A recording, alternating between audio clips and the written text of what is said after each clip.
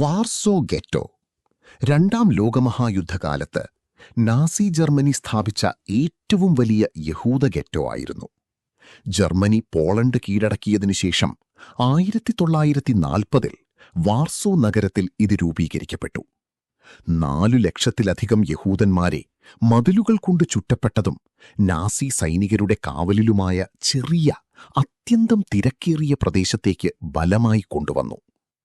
ഗെറ്റോയ്ക്കുള്ളിലെ ജനങ്ങൾ അത്യന്തം വിശപ്പും രോഗങ്ങളും ദുരിതപൂർണമായ ജീവിത സാഹചര്യങ്ങളും അനുഭവിച്ചു.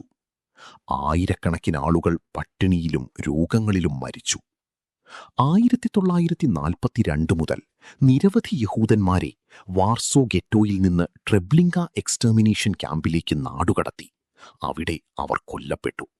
1943-ൽ യഹൂദ പ്രതിരോധ പോരാളികൾ നാസികൾക്കെതിരെ വാർസോ ഗെറ്റോ വിപ്ലവം ആരംഭിച്ചു.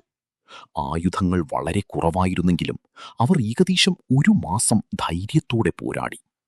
ഹോളോകോസ്റ്റിനിടയിലെ യഹൂദ പ്രതിരോധത്തിന്റെ ഏറ്റവും പ്രധാനപ്പെട്ട പ്രതീകങ്ങളിലൊന്നായി ഈ വിപ്ലവം മാറി. അവസാനം നാസികൾ ഗെറ്റോ പൂർണ്ണമായും നശിപ്പിക്കുകയും അവിടെ ശേഷിച്ചവരെ കൊല്ലുകയോ നാടുകടത്തുകയോ ചെയ്തു.